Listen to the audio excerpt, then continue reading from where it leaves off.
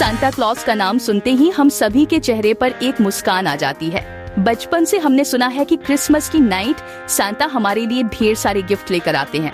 कुछ बच्चों को सच में गिफ्ट मिलते थे क्योंकि उनके माता पिता ही सांता क्लॉज बनकर उन्हें सरप्राइज देते थे। लेकिन क्या आपने कभी सोचा है कि असली सांता कौन है, उनकी कहानी क्या है? आज हम आपको बताएंगे सांता क्लॉज की असली कहानी।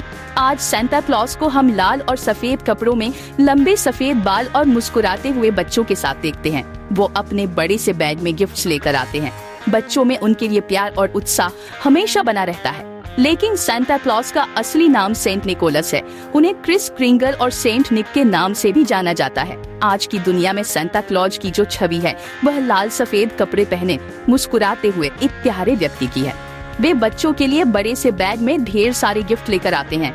लेकिन यह छवि इतिहास में धीरे धीरे बनी। सेंट निकोलस 3वीं शताब्दी में तुर्की के एक छोटे से शहर मायरा में पैदा हुए थे। बचपन में ही वे अनाथ हो गए और भगवान ईसा मसीह में गहरी आस्था रखते थे। बड़े होकर वे एक पादरी बने और उन्होंने अपने जीवन को जरूरतमंदों की सेवा में समर्पित कर दिया। सेंट निकोलस ने हमेशा गरीबों और जरूरतमंदों की मदद की। वे रात में चुपके से बच्चों और गरीबों के लिए गिफ्ट छोड़ते थे ताकि कोई उन्हें पहचान न सके।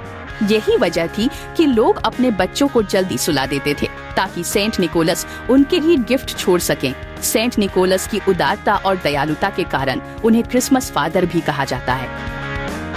1200 ईस्वी से फ्रांस में 6 दिसंबर को सेंट निकोलस डे मनाया जाने लगा क्योंकि यही वो दिन था जब उनकी मृत्यु हुई थी। धीरे धीरे उनकी कहानी पूरी दुनिया में फैल गई।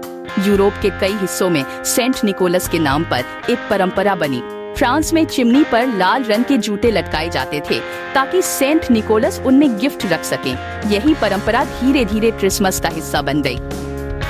1773 में पहली बार अमेरिका में एक व्यक्ति ने खुद को सांता क्लॉज के रूप में पेश किया। 1930 में हाडन सनब्लॉम नामक एक कलाकार को कोका कोला कंपनी ने लाल और सफेद कपड़ों में सांता की छवि में दुनिया के सामने लाया। लाल और सफेद कपड़ों में सांता का यह रूप इतना आकर्षक था कि लोगों ने इसे तुरंत पसंद किया। अगले 35 साल तक कोका कोला के विज्ञापनों में यही चेहरा दुनिया भर में दिखाया गया। इस नए सांता ने लोगों के दिलों में जगह बना ली। हालांकि असली सांता यानी सेंट निकोलस को किसी ने कभी नहीं देखा था और उनकी पहचान भी रहस्य बनी रही। लेकिन हाडन सनब्लॉम द्वारा बनाए गए सांता के इस रूप ने लोगों को सांता की मौजूदगी पर विश्वास दिलाया। लोग खुशी से झूमने लगे और सांता का यह नया अवतार क्रिसमस का हिस्सा बन गया। धीरे धीरे सांता क्लॉज और क्रिसमस का आपस में गहरा रिश्ता बन गया। आज भी बच्चों के बीच सांता की दीवानगी कम नहीं हुई है।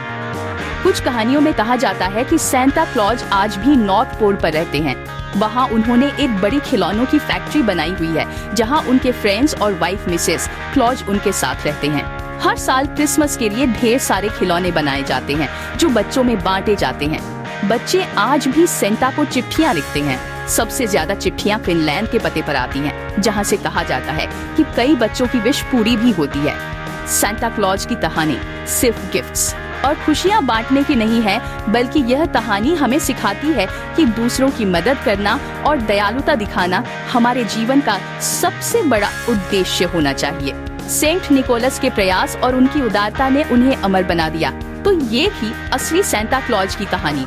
आपको ये कहानी कैसी लगी कमेंट्स में जरूर बताएं।